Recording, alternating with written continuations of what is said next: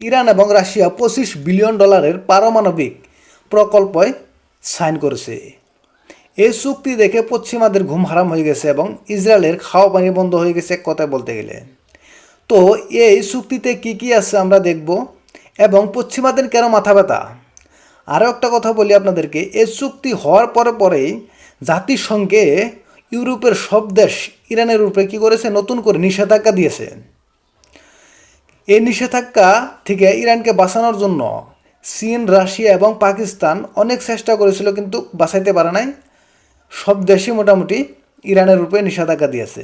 আর এই নিষেধাজ্ঞা কিন্তু নতুন নয়, অনেক আগে থেকে এরা দিয়ে থাকে। এই নিষেধাজ্ঞার ফলে ইরানের উপরে কি কি প্রভাব পড়তে পারে সেটাও আমরা দেখব। ইরানের দক্ষিণ অঞ্চলে 4টি পারমাণবিক বিদ্যুৎ কেন্দ্র নির্মাণ হয়েছে।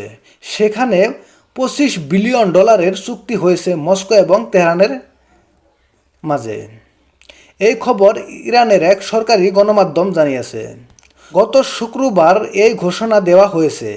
এটি এমন এক সময় এসেছে যখন জাতিসংঘের নিরাপত্তা পরিষদে চীন ও রাশিয়ার সমর্থিত একটি প্রস্তাবের উপর ভোটাভুটি হয়ে চলেছে। প্রস্তাবে ইরানের পারমাণবিক কর্মসূচির কারণে দেশটির উপর আন্তর্জাতিক নিষেধাজ্ঞা ফিরিয়ে আনার বিষয়টি অন্তত 6 মাসের জন্য বিলম্বিত করার আহ্বান জানানো হয়েছে। ইরানের IRNA ইরান সংবাদ সংস্থা জানিয়েছে, এই চুক্তির আওতায় হরমুজগান প্রদেশের শিরিক শহরে 500 হেক্টর 1223 একর জায়গায় 4টি নতুন ইউনিট নির্মাণ হবে।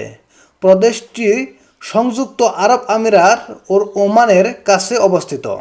তো প্রিয় দর্শক, আপনারা জানেন এই চুক্তির ফলে সবথেকে বেশি প্রবলেম হচ্ছে ইসরায়েলের, কারণ ইসরায়েল ভয় পাচ্ছে যে ইরান পারমাণবিক বোম বানাবে। কিন্তু ইরান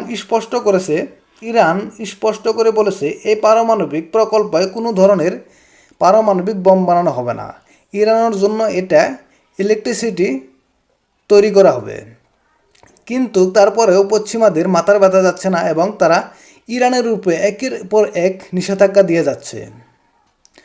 প্রিয় দর্শক, আপনারা জানেন কিছুদিন আগে ইরান এবং ইসরায়েলের মধ্যে যুদ্ধ হয়। সেই যুদ্ধ 11 দিন পরে ইসরায়েল সিজফায়ার করে এবং যুদ্ধবিরতিতে রাজি হয়।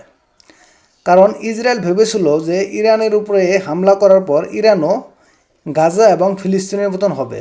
কিন্তু ইরানের পাল্টা হামলায় ইসরায়েল দিশেহারা হয়েছিল এবং সিজফায়ার করতে বাধ্য হয়েছিল।